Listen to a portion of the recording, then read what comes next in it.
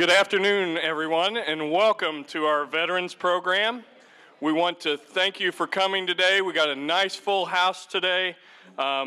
We look forward to having a great program in recognition of all the veterans that are here today. At this time, I'll have Sean Powers come up and provide our invocation.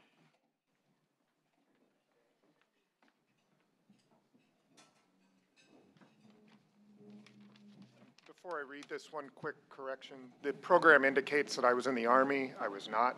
I was in the Marines. So. And also, I did not write this. It's way too well written to come from me, but I thought it to be appropriate. Please bow your heads. Father God, Mother God, God of many names and of none, we invite your presence to be with us this day. Be with us as we honor our veterans of wartime. Teach us how to care for those who have borne arms in our names. Be with us as we honor our veterans of peacetime. Teach us to care for all who step forward, even without the certainty that all will remain calm. Spirit of love, war is never holy. Help us to remember that each of those who are called to service is a beloved soul. Be with us as we strive to create a community that is good and safe enough to welcome them home. Help their souls to heal, that they may know themselves to be both holy and whole. Amen, so may it be. Please be seated. We'll have you sit down, stand up quite a few times, so it's all part of exercise. Very quickly, I just have a couple of announcements before we start our program. As Kiwanians, we love to serve, so this Saturday we are serving again for our Habitat for Humanity. Saturday morning, and it's in Palmetto. Please sign up on Portal Buzz. And then the Friday after Thanksgiving, we will be selling Christmas trees with the Boys and Girls Club. That is an all-day event, so it's a couple of different shifts. So again, sign up on Portal Buzz. Our foundation will be having a board meeting on Monday, November 14th at 5 p.m. here in the hall. So if you're on the foundation board, please, you should have been notified, so hopefully we'll see you then. At this time, I will turn the program over to our chairman, Ed Cleveland.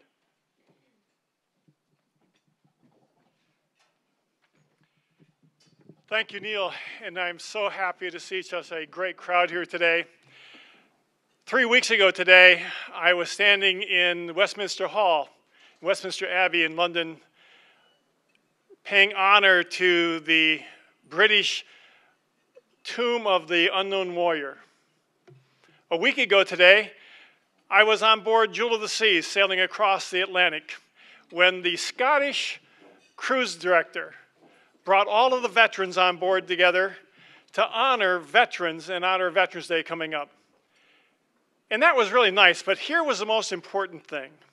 At the end of that, this Scottish cruise director said, "Not all of you are American veterans, but all of us are free because of American veterans."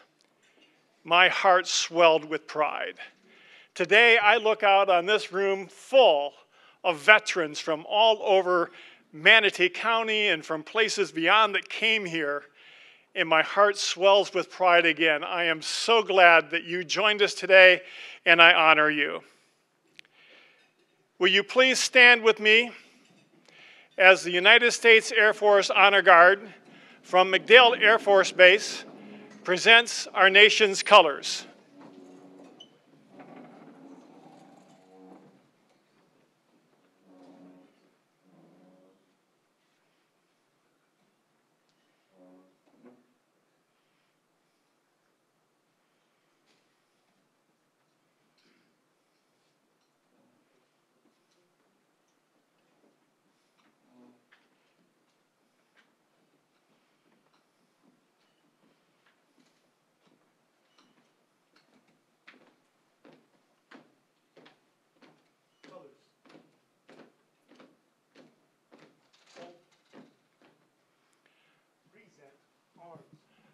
Our national anthem is being sung by Zach Catron, a student at the State College of Florida.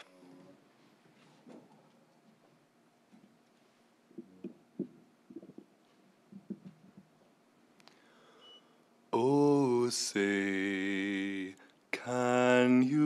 see by the dawn's early light what so proudly we hailed at the twilight's last gleaming, whose broad stripes and bright stars through the perilous fight o'er the ramparts we watched were so gallantly streaming, and the rocket's red glare, the bombs bursting in air, gave proof through the night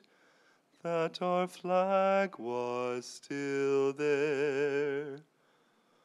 Oh, say does that star-spangled banner yet wave o'er the land of the free and the home of the brave. And please join me in the Pledge of Allegiance. I pledge allegiance to the flag of the United States of America and to the republic for which it stands, one nation, under God, indivisible, with liberty and justice for all.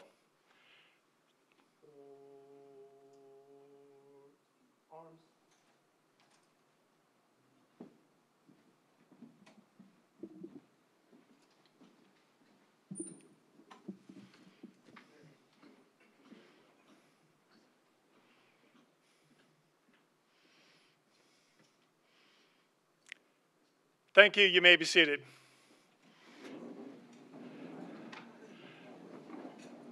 I want to thank the United States Air Force Honor Guard from MacDill for coming down and presenting the colors for us today, and Zach for singing our national anthem. What an honor it is for us to have a young Marine sing our national anthem here at this Veterans Day Luncheon. We thank you. Most of you may have noticed over the last few minutes some pictures on the board. And you may have noticed in your program, our first ever printed program for this luncheon, that there are a group of names on the inside cover and on the back cover. The Bradenton Kiwanis Club turned 100 years old on August 22nd, a fact of which this club is very proud. And what these names are founding and continuing members of the Bradenton Kiwanis Club that have served in the armed forces over these years since 1922. I think that is a very significant impact on this community, and one of which we're very proud. And I hope you got to enjoy the pictures of all of these young men and women who served in the armed forces and also were members of our club. And we're glad to be able to have those names in the program for you to see this year. We have a lot of people here that are important, we think, because they have served our community and they have served our nation. And of that, we're very, very proud. Several of these members are former members of the armed forces. Let me introduce some of them to you now. Edwin Robinson, chair of the Manatee County Veterans Council. Ed's not here? Oh, sorry, Ed. James Clock, Vice Chair, Manatee County Veterans Council.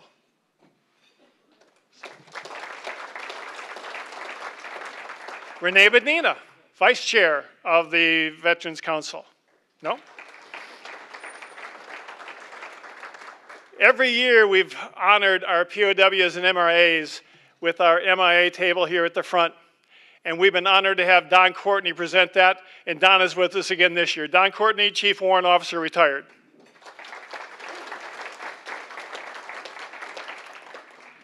Bob Green, United States Air Force, Master Sergeant, retired.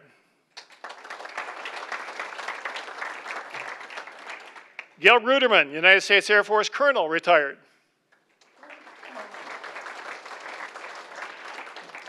And Brigadier General Jerry Neff, United States Army, retired.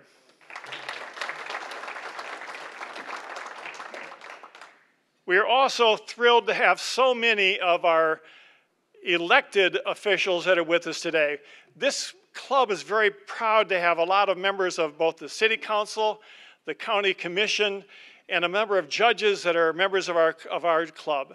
If you are here and as an elected official, whether you're a member of this club or not, if you're an elected official here, a member of our County Commission or City Council, or one of our judges or any other elected official, will you please stand and let us recognize you and thank you for being with us today.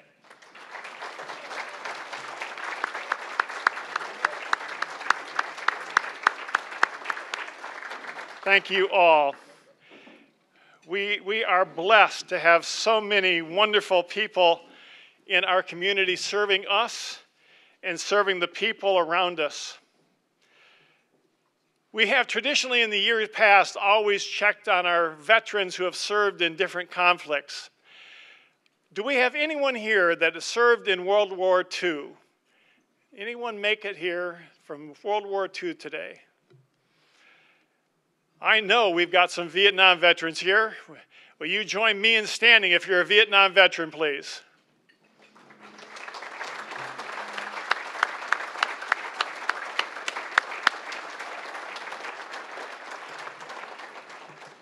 Someone asked when I got off active duty, it was just in time to finish the war. It was the least I could do. Anyone here, we don't have a whole lot of members of our club from the wars in the Gulf Wars. Any of you Gulf War veterans here with us today, will you please stand and let us recognize you?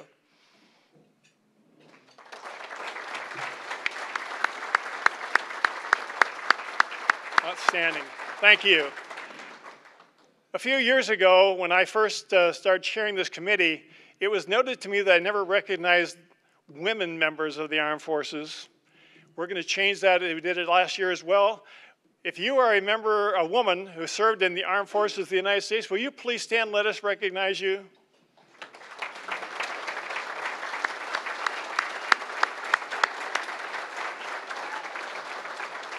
Thank you. And I'm not doing that just because Danielle serves on this committee. That's not the reason I did that. We have been blessed to have a whole lot of people here. We're lucky that we have METV that provides a lot of support for the Bradenton Kiwanis Club and this luncheon. And I'm going to have them play our songs of our armed forces. When you hear your military branch song played, will you please stand in recognition of your song?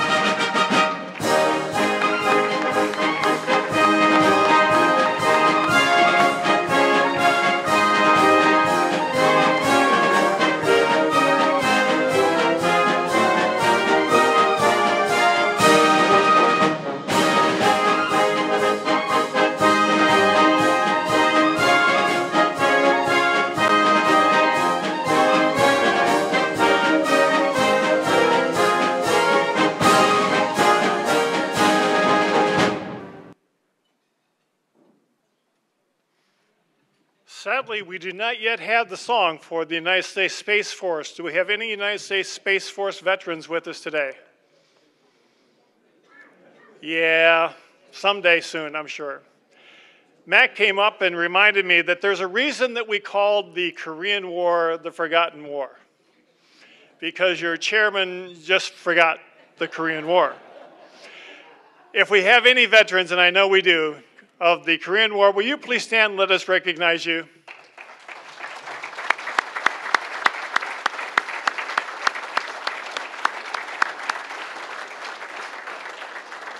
Great, thank you.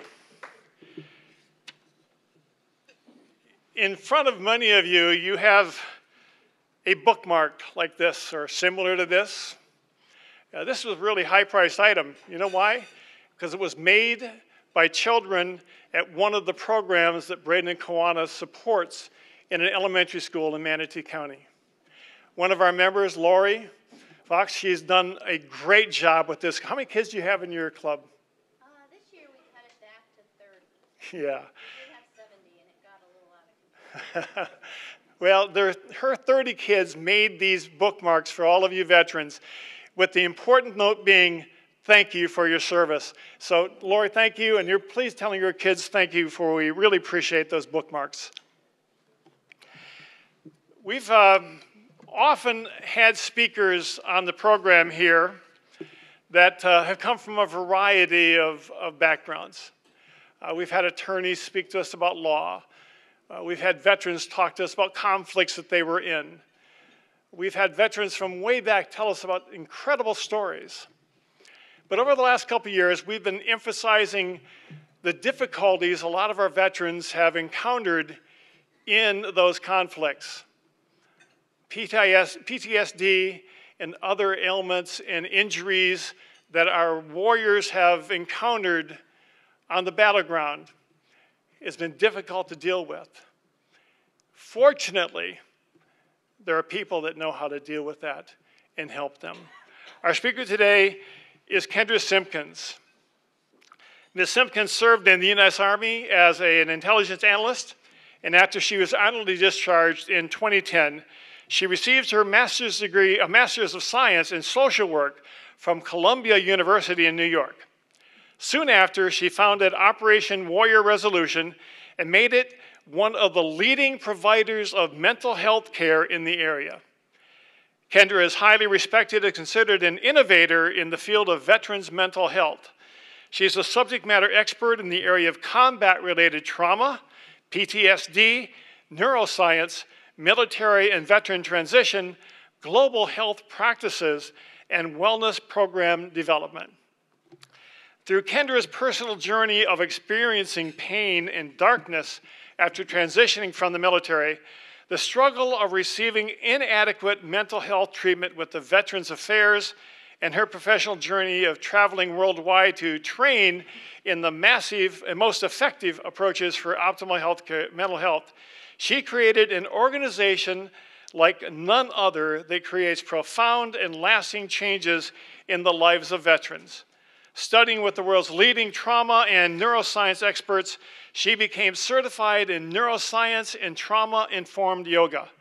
She is also one of Dr. Joe Dispenza's certified NeuroCharge Solutions consultants, teaching others how to take back control of thoughts and emotions so that people can create the life that they went through the brain's powerful capacity of neuroplasticity.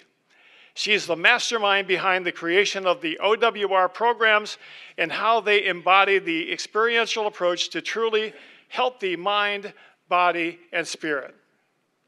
Kendra was voted the Female Veteran of the Year in 2019, 2020 for Sarasota County. Her work with OWR has been featured on ABC, Fox, NBC, CBS, along with many other news and media outlets, and has provided trainings nationwide to other mental health professionals, training audiences of more than 150 plus attendees. Please help me welcome Kendra Simpkins.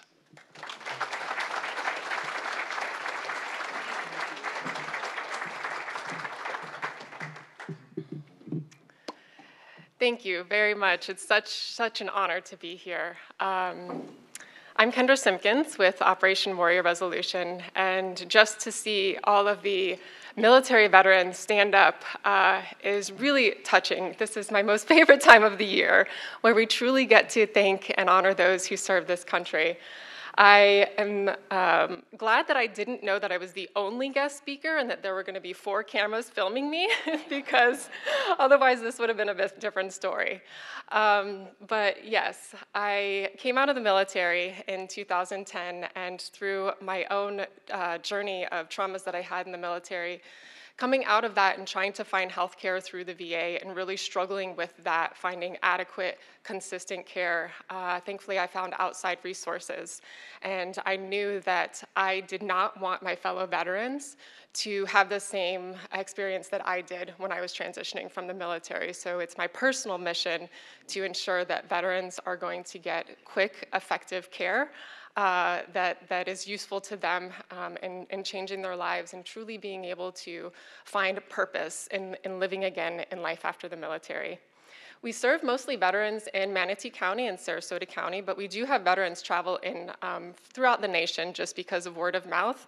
Veterans tell their other battle buddies that are located throughout the US that you gotta come check this program out in Bradenton, and they come here and they fly here for our programs.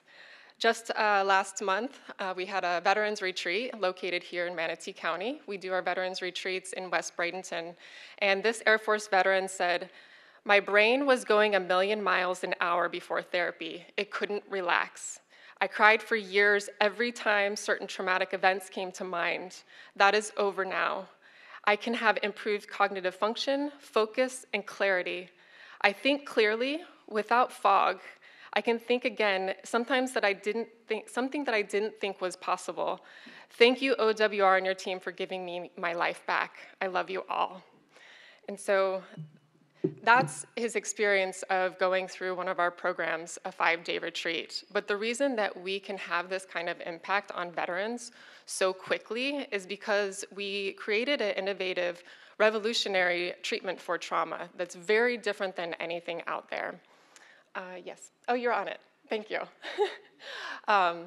It's a brain-based healing method. And the reason that this is different, if you're familiar with forms of mental health treatment, the treatment for trauma is for somebody to come and sit with a therapist, and it requires them to relive past events, to talk about the event, to feel the pain as if it's happening, in hopes of desensitizing them to it. And coming out of graduate school, going to Columbia, one of the best graduate schools, I was trained to do this kind of therapy because that's the evidence-based therapies that everybody is known to do. But when I started doing that, I started noticing that, wow, these veterans are really struggling to have progress. They're really working hard here for months at a time, and there's really not progress, little if any progress. And to me, it just seemed really harmful to cause all of this pain for somebody who's already in a lot of pain. So in my journey of finding, thinking that there's got to be something else out there. There's got to be something that's more effective, that's quicker, and doesn't require all of this reliving of past trauma. And so that's how I started studying neuroscience and really truly finding out how the brain and the body works with this. And so in Operation Warrior Resolution, we do brain-based healing. And this is what I was trained to do because when I saw how quick and effective within one session, 90 minutes to 2 hours, a veteran at the end of sessions talking about his trauma, and he's saying, I can talk about it, I can think about it, and I'm not having that reaction. Like this veteran here, he says he's not crying anymore. So that was when I said, I have to get this out there to as many veterans as possible. And so that's how Operation Warrior Resolution got started. So that's the main thing that we do, is we provide this treatment. Thankfully, the Brancic Foundation this year gave us a grant, so we were able to train 20 new therapists. So last month, we just finished training all 20 therapists. So we have 20 specialized licensed mental health professionals who can do this treatment, brain-based healing treatment, called the Cortina method. And the way that this works is it's based out of neuroscience. So when you're truly talking about how do we change thoughts and emotions, well, we can't just talk about it. If you just talk about it, it doesn't actually shift things on a deeper emotional level. You have to go to that part of the brain where this stuff is being generated from. It's the subconscious, it's the emotional part of the brain. And so with this technique, this approach, we have skilled practitioners who guide veterans and facilitate them through different techniques that are very interactive. It's experiential. You can't just sit there and talk about it. You have to get up and you have to move the body and you have to begin to rewire the way that things were originally stored in the mind and the body. So it's actually quite an interesting way because it can get quite playful because the intention is that we don't want to go there and have them relive the event. We don't want them feeling the pain because if they're in it, they're just going to groove that same neural pathway even further. And so we want to lift them up and out of it and start rewiring different emotions and possibly even uplifting emotions so that when they access that past event, they're feeling just a sense of gratitude for having being able to serve next to those service members that they served alongside of, being able to be here with their family now, and being able to feel much more uplifted about their experiences in the service that they have. And even start to then create a purpose in their life again. Because once trauma is resolved, then that starts to begin to open the door of, okay, what's next in my life now? What can I do? How can I continue to serve? Because I think as a service member, that's why we go into the military, is because we have this greater sense of purpose. And it's getting service members to begin to reveal that to them so that they can see what it is for them and how they can begin to move forward as they transition out of the military and into civilian life. So it's a process. Healing is a process. But it all starts with resolving the trauma first before we can get to those deeper levels of life and how to move forward. So this brain-based healing, the Cortina method, we have practitioners all around the US. Most of them are based out here because this is where we are based out of. So veterans are getting treatment within 24 hours. So guess what? They call Operation Warrior Resolution, and we have a therapist getting them connected within 24 hours. So that's also another mission of mine, is to make sure that they're getting immediately connected to care, because if somebody is dealing with mental health challenges, it's not often likely that they're open to coming into receiving treatment or support from somebody. It really takes a lot of strength and courage to recognize and say, oh, you know what? I got something going on here. I think I could use some support with this. So when that door is open for our service members, we want to be able to serve them and take that opportunity. And so we'll get them connected with a practitioner. They usually, because it is such a focused treatment, they're usually only meeting for around 1 to 3 sessions because it's focused. Hey, what are we coming in to resolve today? What are we coming in to resolve today? What are we coming in to resolve today? And usually they're really good with that afterwards. Thank you, next slide. So because this is so effective, and that's mostly where our impact comes from our programs, everything revolves around this brain-based healing method that we do, that veterans can get anytime. And we started doing research because you heard the testimonial from this Air Force veteran, and we hear this all the time from veterans, how much of a difference that they're experiencing, that they're feeling. They don't feel like the same person because they're no longer troubled with the same things that they once were. So we said, you know, because I am the neuroscience geek that you've all heard, I said, let's start doing research on this and actually finding out what's going on in the brain, what kind of changes are actually taking place, or if any. So we started doing brain mapping, and if you don't know anything about brain mapping, I feel like if you can see these slides, they kind of speak for themselves. Just seeing that there's a baseline of the doctor puts a cap on the head, and it just basically reads the brain waves of how the brain is operating.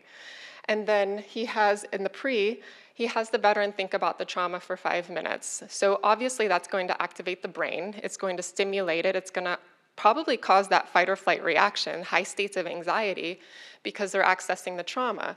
And you can see that the brain reads in highlights in this red. That's the limbic system, the nervous system. So it's responding in that fight or flight mode. And then this veteran who went through this, he's actually a Navy SEAL, he went through our retreat program. So in our retreats, you get 2 sessions of brain-based healing. So he had 2 sessions of the method that I just explained.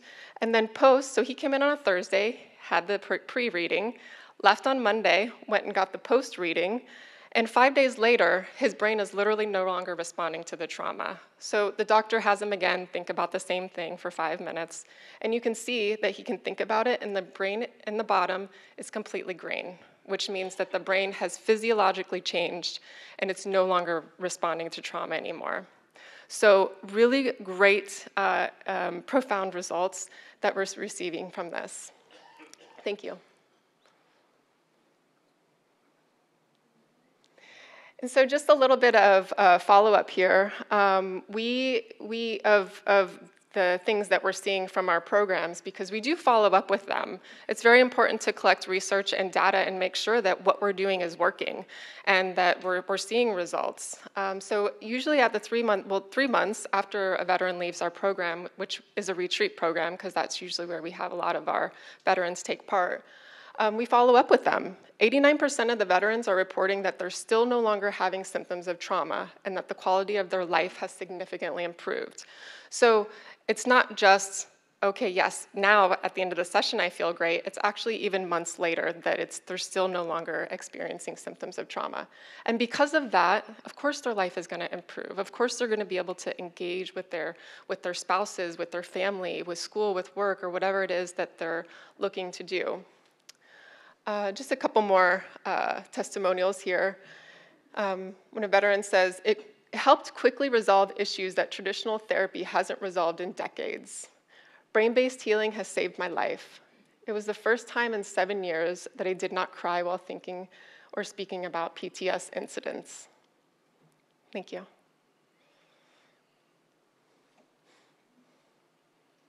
So every time that there's a need and the veterans come and they need additional support in some way or they're asking about something else, we're always thinking about how can we better support them. Okay, they're going through this brain-based healing, they're having results and they're going back into their life, but how can we truly give them long-term health and sustainability? And then that's how our retreat program got created. And so the retreat, as I just mentioned, they come in on a Thursday and they leave on a Monday. And we do this right here in Bradenton. This is happening right here in our hometown. And then after the 5-day retreat, they go back home and they continue to get support with us for 3 months afterwards. They continue working with coaches who are also veterans to help work on goals and integrate those into their lives. They continue to work with their therapists. Because once they go through a retreat and have such a great experience, then they got to go home, and then they got to do life. So we want to continue to support them and take everything that they get through this experience over these 5 days and make sure that they're getting that integration into their life and that they're continuing to have these long-term changes. And 3 months later, 89% are still significantly having improvements. So what are we doing during those 5 days? So the thing that we're doing during these 5 days is we're really teaching them all about holistic health and wellness, natural methods of healing outside of talk therapy and medication. And so a lot of veterans are coming these days because they're noticing that just the way that the VA is just prescribing them medications is not necessarily resolving what's actually going on, it's just treating the symptoms. So we created this program to actually resolve what's underlying all of the symptoms that they're treating with medication. And so they'll get 2 sessions of the brain-based healing because when they come in, we want to resolve everything that they come in with so that everything else that we give them, they can actually implement into their life. And so we'll also do equine therapy with horses. We go out to a ranch right out here, State Road 64. We go to Smart Ranch, and we spend a day with the horses. And the veterans get to work with horses. And if you've ever been around horses, you know that they can be really impactful in the experience in working with them. Because if you work with a horse, they're going to tell you exactly what you're feeling. They're going to mirror it right back to you.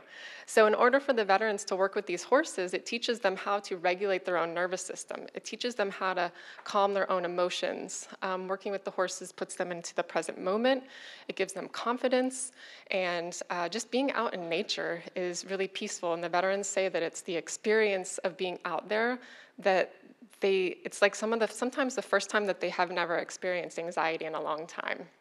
So we actually do this on a weekly basis. We're out there every Tuesday, so I get to put my boots on after this and head out to the ranch to work with the veterans.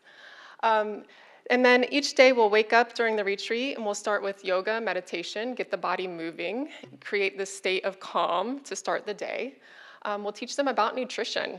As a mental health professional, when someone comes in to me and says they're feeling pretty lousy, my first thought is, well, what are you putting into your body? You know, because it not just affects our physical health, it affects our mental health too, how our brain is functioning. So allowing them to become more aware of what they're putting into their body, is it going to cause stress, or is it going to cause energy? Is it going to cause healing, decrease inflammation? Also, we have chiropractic and medical massage. So lots of service members go through training and have lots of injuries from deployments. And so when somebody's in such intense chronic pain, they're not going to be able to do anything. Their brain's not going to be able to process any trauma. So first, what we do is we treat that chronic pain. We have a protocol that they go through, and it decreases their pain level down to 0, maybe at the highest 2. So that way, if we're going to cause that trauma to integrate and get resolved, we can do that once their body is in that ideal, optimal state. We have them work with a chiropractor. Actually, our chiropractor, Dr. Jason, is here. And then they meet with a medical massage therapist. So that medical massage therapist is really helping to alleviate those physical injuries. They'll also do some fun stuff like jujitsu. The veterans like martial arts, so it's a really great way to strengthen their body and their mind, and also a camaraderie, because camaraderie is a huge piece. If we're not having fun and we're not connecting, then how valuable is it going to be? And that's a large part of it as well, is that connection with each other, is creating that tribe. And that's what we call ourselves. We're the OWR tribe. And so these veterans getting connected with one another, knowing that they're not alone, and that there's others who are going through the same experience, where they can stay connected, support each other, share resources, encourage each other, motivate each other.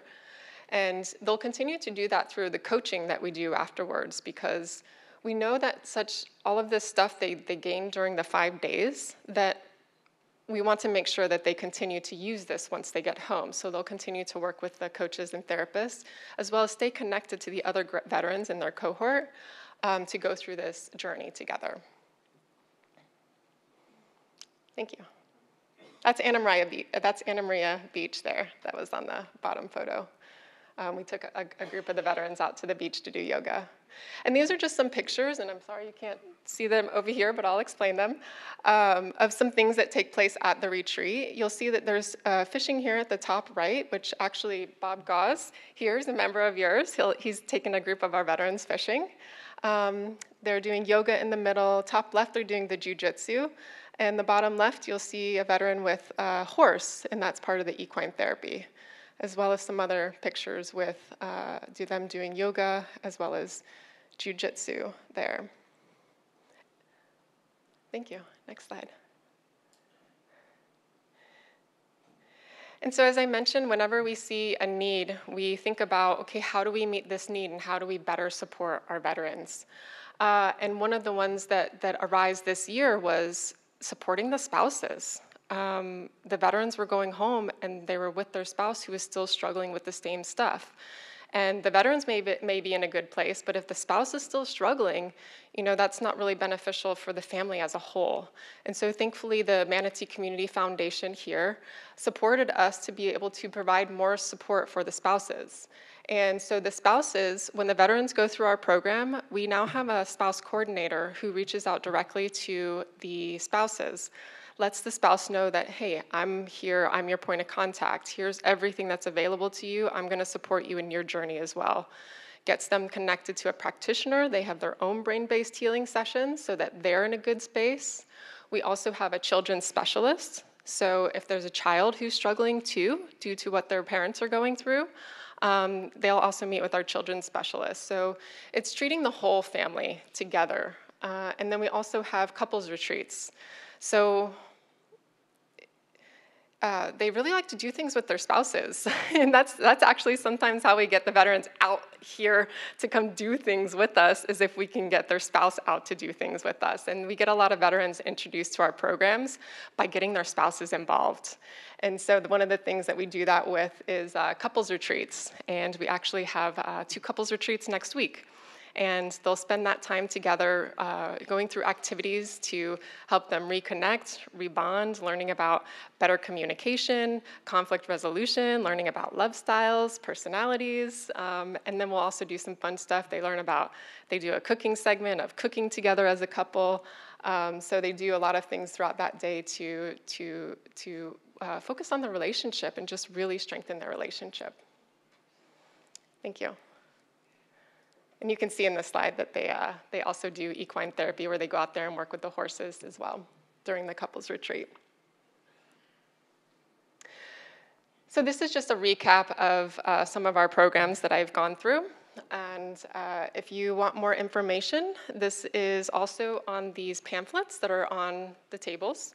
So it lists all of our programs. So if you're a veteran or you know of a veteran, please keep us in mind, because this is why I love opportunities like this, is because I get to share the word of what we're doing out there in the community so that we can reach more veterans and help them overcome any kind of struggles that they may be dealing with. And then I think that's about it. I won't take up any more time. Thank you so much. It's such an honor to be here. Thank you.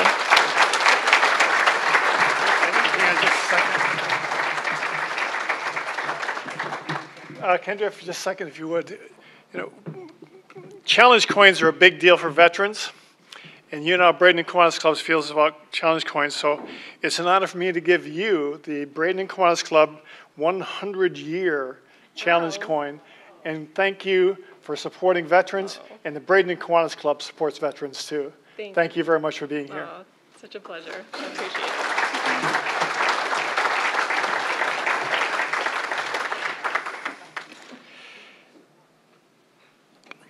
Every year, we're honored to have all of you veterans here.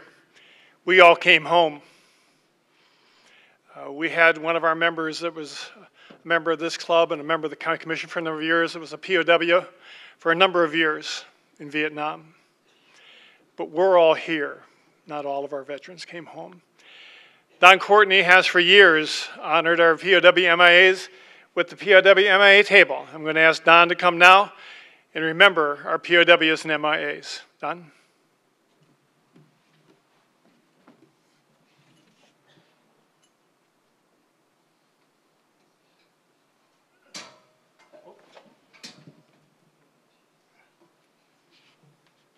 Thank you. You bet, brother.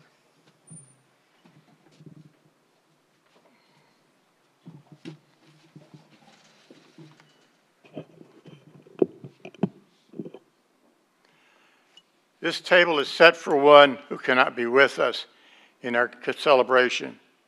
This table is symbolic of American prisoners of war and America still missing in action. The single chair represents our POWs and MIAs in lonelies, is facing away from us. This signifies that an unknown face representing all of them. The black napkin stands for the empty place that their absence has left in the hearts and thousands of families and friends across the nation. The overturned glass reminds us that our comrades in arms are unable to drink with us. The red rose is symbolic of the imminent sacrifices and untold hardships endured by our mission warriors. It also symbolizes hardships that endured by our missing warriors. It also symbolizes their love of country and the home that led them to each sacrifice. The white tablecloth with the white vase stands for hope, that someday we may be able to have our POWs and MIAs back with us. The Bible is for the faith, whatever that faith may take with us, which sustains our mission members and their loved ones during the hell that they're enduring. The yellow candle tells us that we must continuously to tirelessly demand the work for the return and complete accounting of our missing countrymen, and that we must never, never forget. Do we have any former POWs here? That's a good thing. Thank you.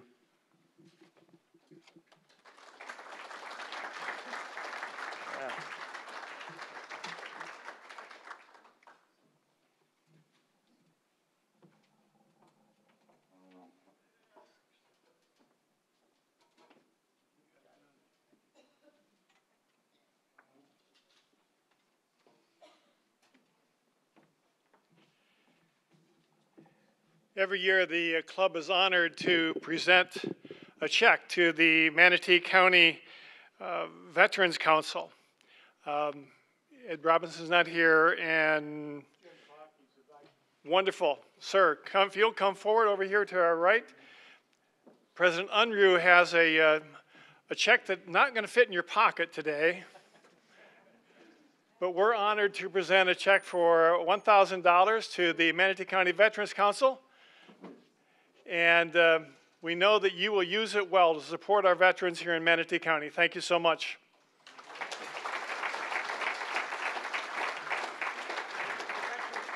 Thank you very much. It's going to go to good use. Well, good. Thank you, sir. My predecessor as chairman of this committee, the colonel always wanted the song sung at the end of the program. And before President Unruh comes back up to close, I'm going to ask you all to join me in singing. I hope someone can do this even better. And singing God Bless America. So if you'll all join me in singing, please. God bless America, land that I love. Stand beside her and guide her with the light through the night from above. From the mountains to the prairies, to the oceans white with foam. God bless America, my home, sweet home. God bless America, my home, sweet home. Before the president comes, I'll tell each of you veterans on the way out, one of our committee members will be there with a challenge coin for you. This beautiful coin recognizes our 100th birthday, and on the other side, our flag and Bradenton Kiwanis supports veterans. We thank you for being here. Get your Kiwanis, your challenge coin on the way out. President Unruh. All right, please be seated as we forgot one item on here, and that is the recognition of the recipients of the Purple Heart. If I could have Lee Washington, Bradenton Kiwanis Veterans Committee, come forward.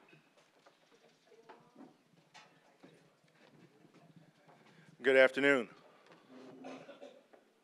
Good afternoon. All right, all right. I know it's been a long lunch, but we'll get through it for sure. The Purple Heart. It is one of the most recognized and respected medals awarded to members of the U.S. Armed Forces. Introduced as a badge of military merit by General George Washington in 1782, the Purple Heart is also the nation's oldest military award. In military terms, the award had a broken service, and it was ignored for nearly 150 years until it was reintroduced on February 22nd of 1932 on the 200th anniversary of George Washington's birth. The medal's plain inscription for military merit barely expresses its significance. On August 7th of 1782, from his headquarters in Newburgh, New York, General George Washington wrote his words: "The general ever desires to cherish virtuous ambition in his soldiers, as well as to foster and encourage every species of military merit, directs that whenever any singularly meritorious action is performed, the author of it shall be permitted to wear on his facing over the left breast the figure of a heart in purple cloth or silk, edged with narrow lace or binding. Not only instances of unusual gallantry, but also extraordinary fidelity and essential service in any way shall meet with a due reward. Before this favor can be conferred on any man, the particular fact or facts on which it is to be grounded must be set forth to the Commander-in-Chief, accompanied with certificates from the commanding officers of the regiment and brigade to which the candidate for reward belong, or other incontestable proofs, and upon granting it, the name and regiment of the person with the action so certified are to be enrolled in the Book of Merit, which will be kept at an orderly office. Men who have merited the last distinction to be suffered to pass all guards and sentinels which officers are permitted to do. The road to glory in a patriot army and a free country is thus open to all. This order is also to have retrospect to the earliest stages of the war and to be considered a permanent one. Only 3 soldiers are known to have received the original honor badge: Sergeant Daniel Bissell of the 2nd Connecticut Regiment of the Continental Line, Sergeant William Brown of the 5th Continental Regiment, and Sergeant Elijah Churchill of the 2nd Continental Dragoons, also Connecticut Regiment.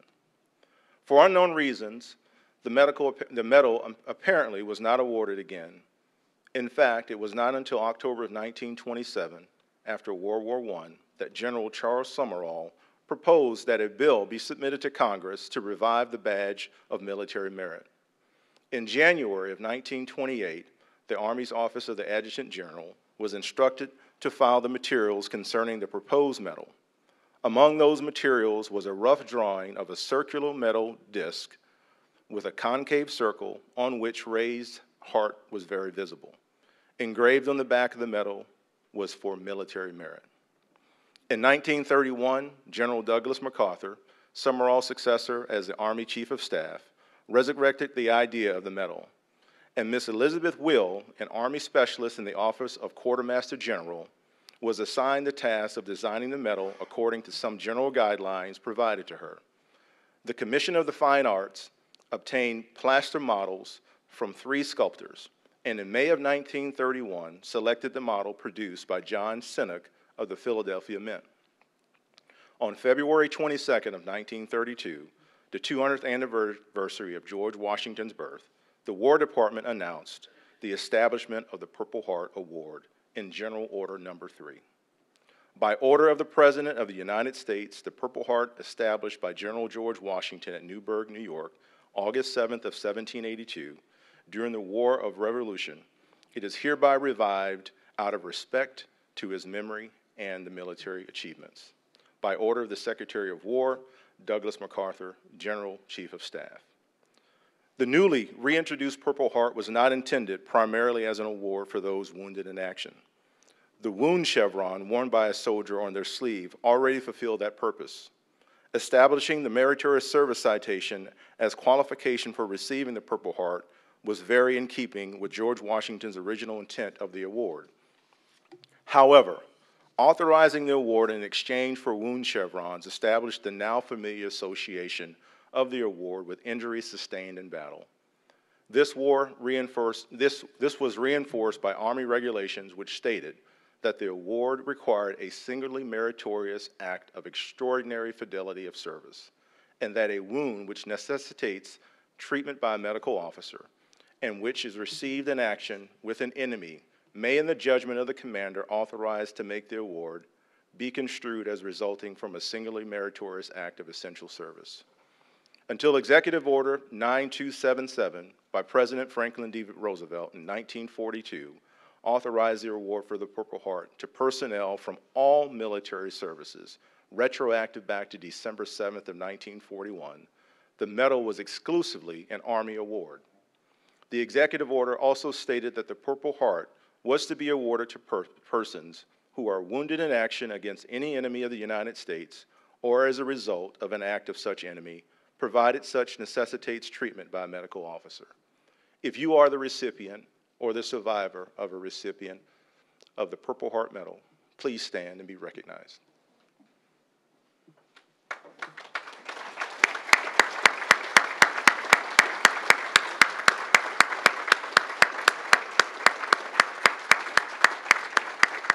Thank you.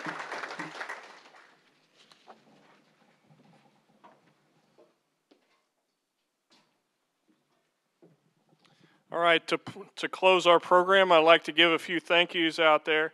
Kendra, thank you so much for coming today. It was a great program.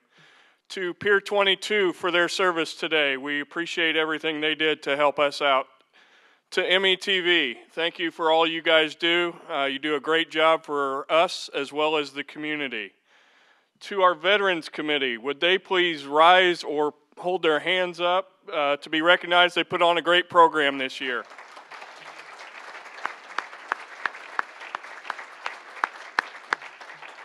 And finally, again, thank you to all of our veterans. We are so proud that you served for us.